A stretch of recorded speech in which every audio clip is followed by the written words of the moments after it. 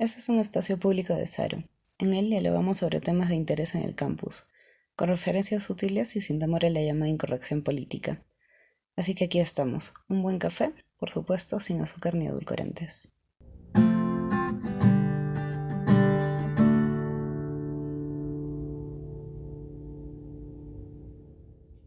Hola, el día de hoy estuvimos hablando sobre arte urbano, una conversación que ya tuvimos antes en vivo, pero que por cuestiones de calidad del audio preferimos retirarlo.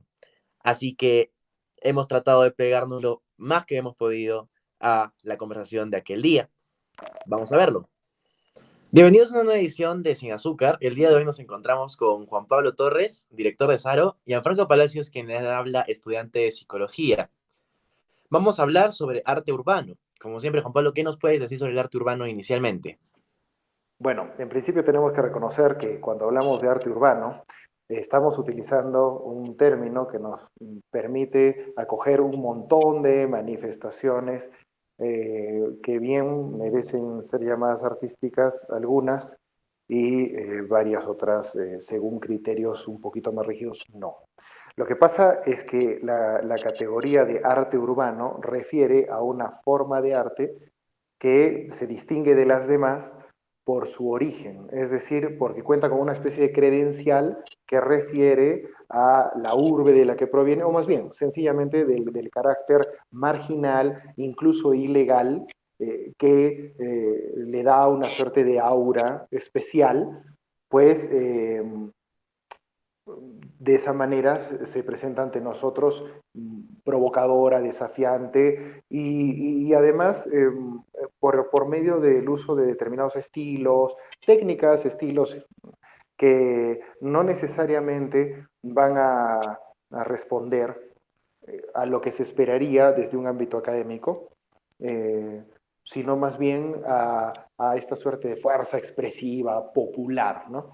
En tal sentido, tenemos que darnos cuenta que cuando hablamos de arte urbano estamos hablando más bien de una categoría incierta, de una especie de etiqueta que nos permite acomodar muchísimas cosas, diré, en general, y hacerlas pasar por arte sin que necesariamente lo sean.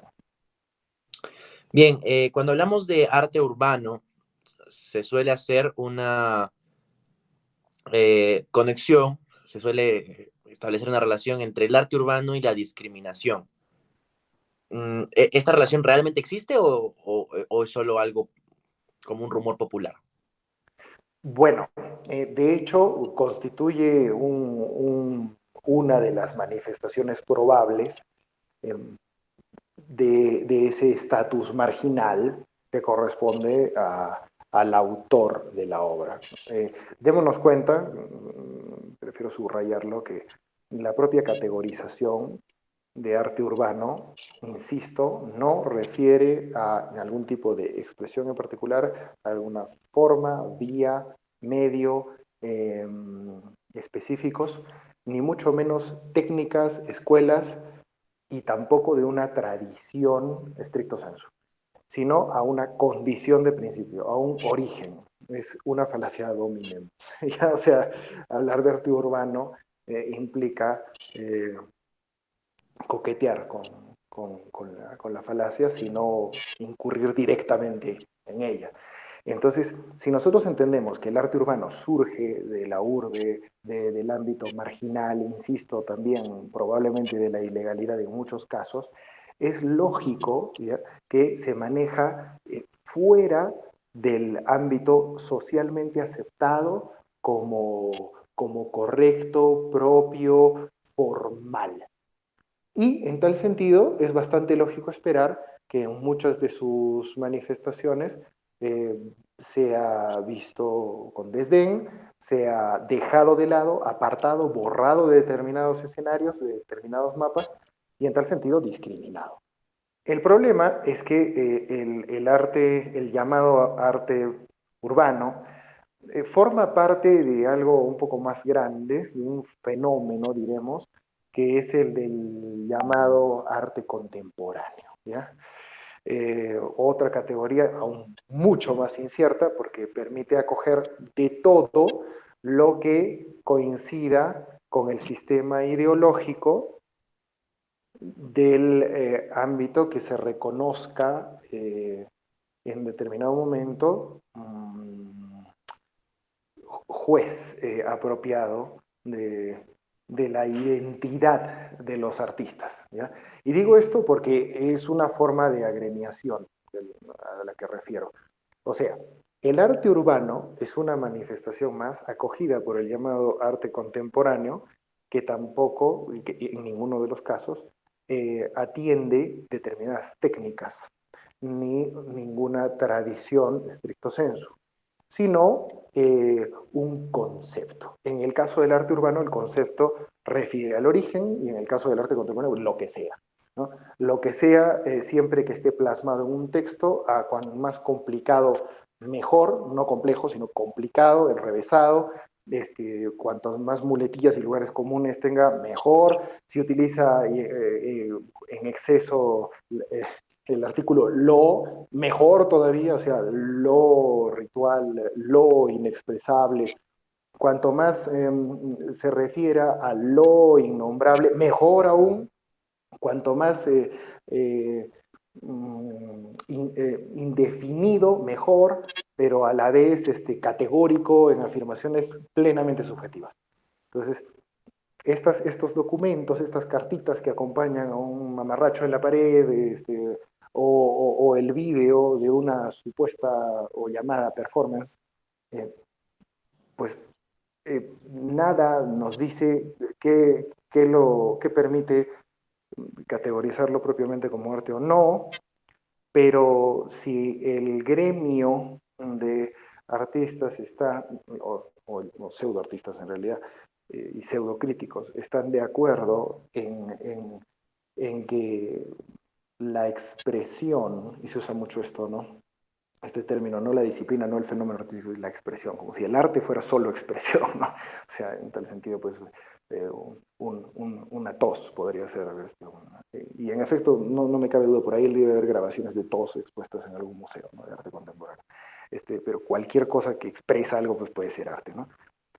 Y digo, estos papeles, estos documentos justifican el estatus del artista, en primer lugar, siempre con esta falacia, siempre como bajo el recurso de la falacia, ad hominem, el origen de la persona, y luego qué quiso decir fantasmagóricamente.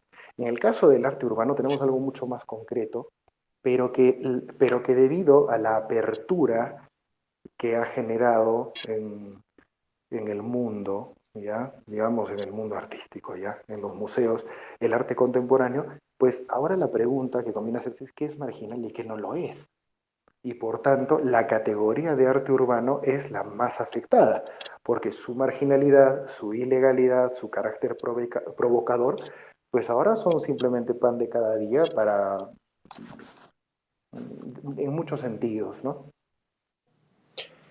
Con respecto al arte urbano eh, y sus componentes, dentro de ellos ubicamos lo que es el breakdance, eh, la El mezcla de canciones graffiti. de graffiti, los DJs, exacto, bueno, y sobre todo las personas que rapean, ¿no?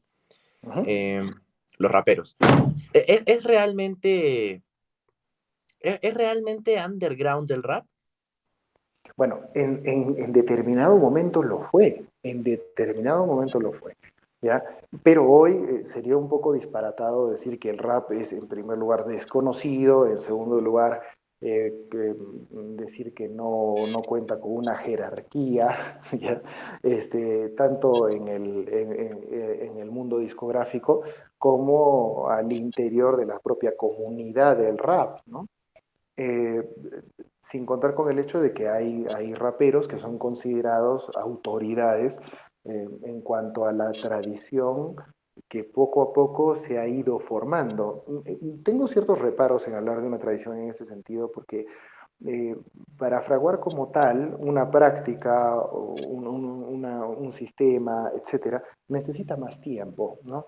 Y aunque el rap cuenta efectivamente con más de 40 años de historia, eh, se ha visto tantas veces alterado en muchos de sus principios, que me parece bastante discutible si incluso puede ser considerado en sí mismo eh, un género y no como muchos críticos más bien conservadores, digamos, plantean como sencillamente una forma más de hacer música que puede ser incorporada a múltiples géneros efectivamente y más formalmente constituidos, ¿no?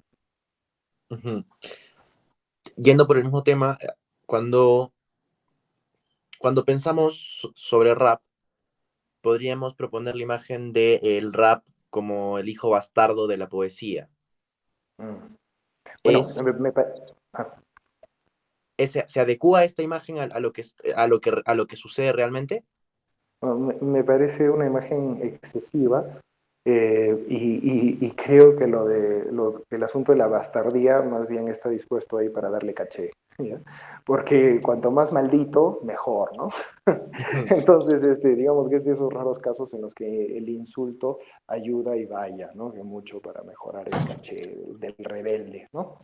Eh, pero en realidad me parece un término, decía, excesivo y en múltiples sentidos inapropiado. El uso de las rimas en sus distintas variedades es antiquísimo.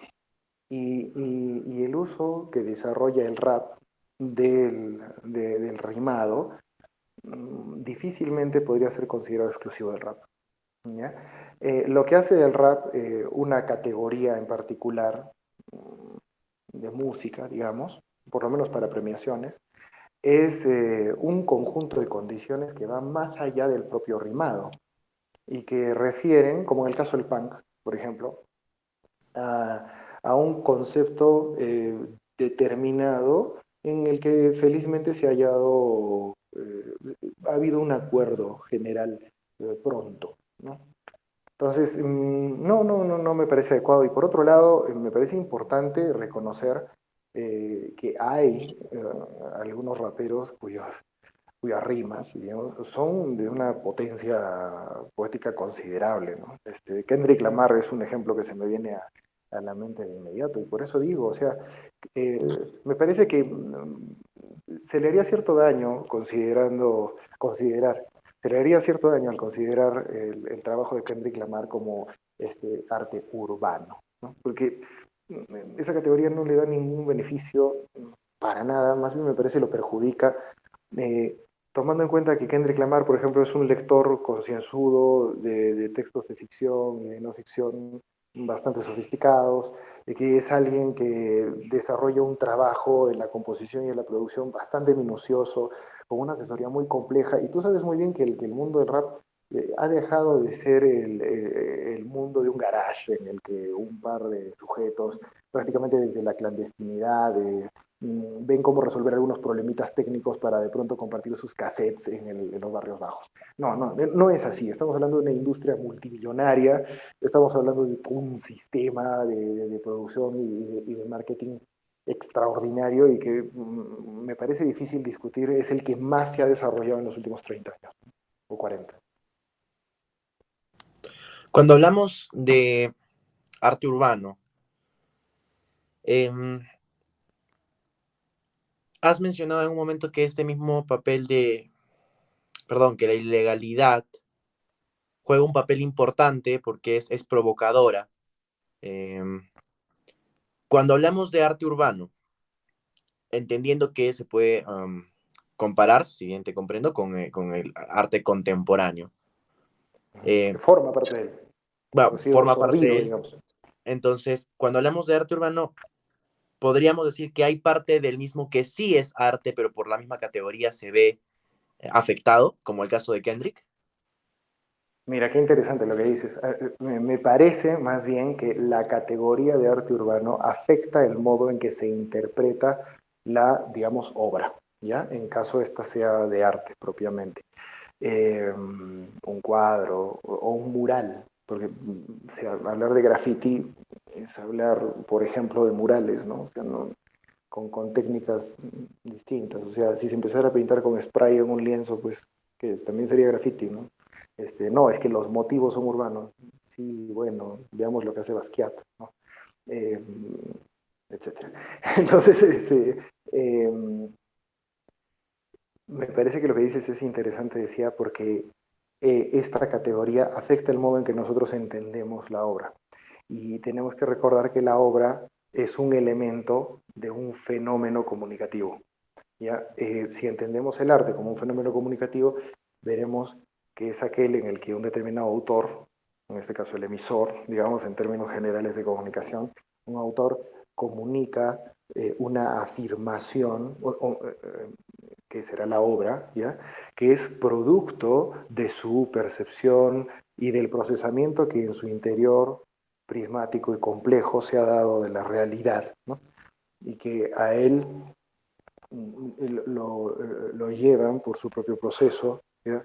Por las particularidades de su proceso, a compartirlo de determinada manera, a ofrecerlo. Y esta afirmación llega al receptor, pero no llega al receptor para complacerlo, nunca. Llega al receptor como una afirmación que lo cuestiona. Y esto es lo que distingue, digamos, a esta situación comunicativa que llamamos el fenómeno artístico de otros fenómenos comunicativos. No ofrece respuestas, no ofrece conocimientos, no ofrece preguntas de investigación. No, lo que ofrece es una afirmación cuestionadora a, eh, a nivel personal en quien contempla la obra, en quien la lee, en quien la oye, escucha según su estilo.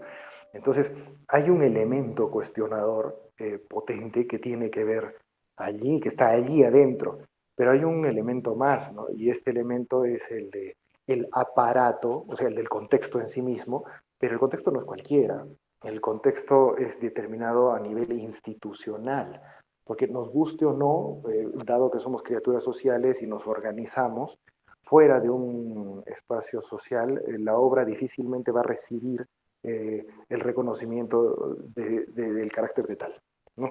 No va a ser reconocida necesariamente como obra. Y entonces hablamos de un proceso de interpretación y de traducción. Eh, y entonces, obviamente, este proceso de interpretación o traducción, de comprensión a través del carácter del autor, de la obra en sí misma y lo que es capaz de decir elocuentemente por sí, por sí misma, cosa que no pueden hacer, por ejemplo, las obras de arte, los mamarrachos que pasan por obras de arte contemporáneo, porque no dicen nada por sí mismas, necesitan un textito al costado que las expliquen.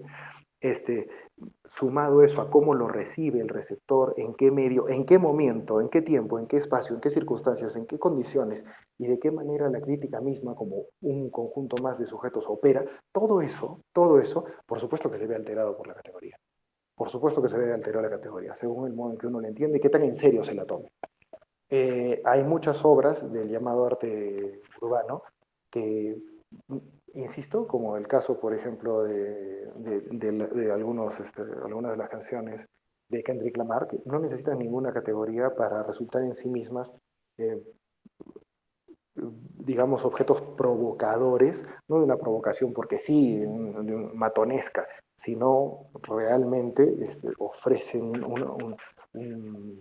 un texto cuestionador, ¿no? Un texto, en este caso musical, potente.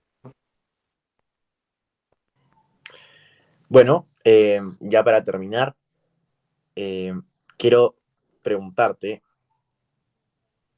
¿en qué medida em, los géneros, tanto para la pintura con el graffiti, para la música con el rap, la mezcla de los DJs, etcétera, ¿en qué medida ha tenido que mezclarse eso con otros géneros que sí pertenezcan a, al arte, bien dicho, no contemporáneo? Académicamente reconocido, digamos. Claro, exactamente. ¿En qué medida han tenido que acomodarse o juntarse con esos géneros para sobrevivir?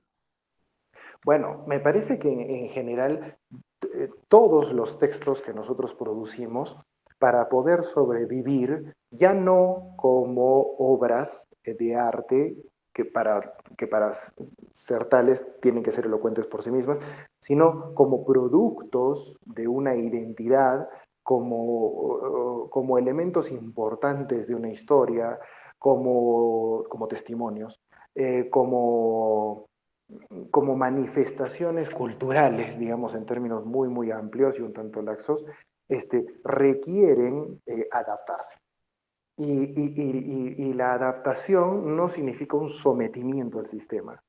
La adaptación consiste en una operación compleja por medio de la cual una determinada forma que se reconoce distinta del resto, ¿ya?, aprende sin perder su carácter esencial a sintonizar con el sistema, ¿ya? Entonces puede objetarlo, puede criticarlo, debe criticarlo, etcétera, pero no necesariamente provocando su aplastamiento y desaparición, ¿ya? En ese sentido, la palabra revolucionario podría ser, pues, se muestra equivocada, por ejemplo, ¿no? Entonces, no, va a ser efectivamente cuestionadora, ¿no? En sentido más básico. Y por ahí va, por ahí va el asunto, me parece, ¿no? Sí, sí, sí. Bueno, muchas gracias, Juan Pablo, por los que has podido compartir con nosotros ahora. Muchas gracias a todas las personas que nos siguen. Los invitamos también a que nos puedan visitar en nuestras diferentes redes. En Instagram estamos como saro.foros. En YouTube estamos como Saro-el canal y en Facebook como Saro todo en mayúsculas. Así que nada, nuevamente muchas gracias, Juan Pablo. Muchas gracias a ti, Gianfranco, a todos quienes nos siguen y bueno, bienvenidos a Saro. Cuídense. Chao, chao. Chao, chao.